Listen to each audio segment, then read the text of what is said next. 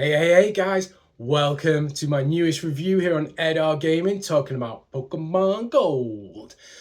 I can't believe how old the game is. 1999? It's crazy.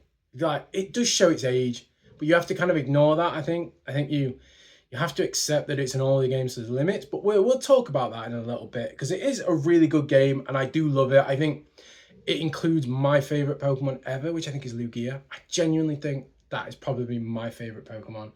What's yours? Let me know. But this won't be a review of Pokemon Gold versus Pokemon Soul Silver, the remake. I'll cover that in my Soul Silver review. So subscribe to the channel if you have not, because then you'll get that dropped into your notifications. But obviously this is a smallish game, you know, a bit old, so the review's probably not going to be too long. I'll try and keep it tight. And we'll start with the gameplay. I mean, this really isn't a huge amount to talk to. It's really an evolution of Gen 1, not a revolution, as some of the later games were. I think there's sort of three-ish big things. Number one is the new types, so Dark and Steel. Yeah. I was thinking to say Silver then, but Steel. Which mixed things up and allowed you to counteract sort of Psychic and Poison and things like that. And it added up some interesting things. However, there's not that many of them in the game. I don't think Steel's that usable in the game. Dark is a little bit more usable, especially with Umbreon. I think one of the problems is that the Dark becomes a little overpowered because the weakness to it is fighting. And not many people really use fighting types. I never really did. I find them too easy to beat. So Dark, I always kind of struggled with. The Elite Four Karen, who has an Umbreon, damn, I find that such a pain in the arse to beat. It's a right sod. But anyway. The other, probably the bigger change, which I would say has more of an impact, is the hold items. They allowed you to hold items with your Pokemon, which really changed. I think it changed competitive gaming. It allowed you to do so much more stuff. You know, think how many hold items there are now, not just healing items with berries, but like boosting your moves, going first, going second, you know, all those different options that it's created. I think is amazing. I really do like that. And the third bit is the time of the day, you know, obviously day and night, which you obviously will catch different Pokemon at different times, and also certain NPCs, I think they would have a different conversation with you depending on the time of the day. I could be wrong on that, but I think so. I think there's a few that you have to either go at day or night. But anyway, yeah, they're obviously quite basic because the game is quite old, you know, as I've said. But they grow, and I think it's really developed how Pokemon is done. And there's a few extra, obviously, little moves and things like that, and just sort of random things. But the size of the game, I think, is the most impressive of any gaming. I'm just genuinely baffled, and I'm not like a developer or things like that, so I don't know exactly how much space games would take up and how hard it would be. But to go from a couple of years after releasing Pokemon, you know, the Gen 1 games, to effectively putting the whole Gen 1 game in the Gen 2 game at the end, oh my god, that's crazy. I mean, obviously Kanto, it's not perfect, it's not like for like, it's broadly obviously the same, but they've cut bits out. Some of it's quite clever, like the Cinnabar. Seafoam Islands obviously being removed by saying that the volcano went off. I think that's quite clever.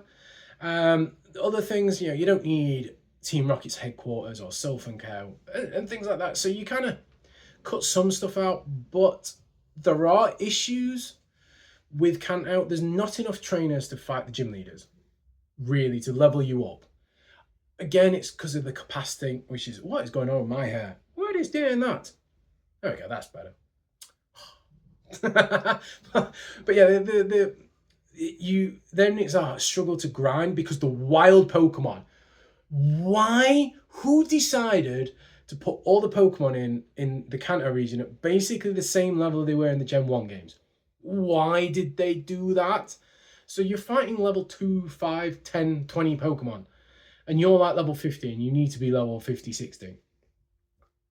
oh, it's so frustrating to level up in Kanto. But I don't know whether that's a capacity thing. I don't know whether they could have, but I would have just thought you could just you just tell the game not level 2, level 10. You know, I don't know. But that's what I mean by sort of like the age-related things. You know, these days, you probably wouldn't expect that. You'd expect the whole game to sort of follow through.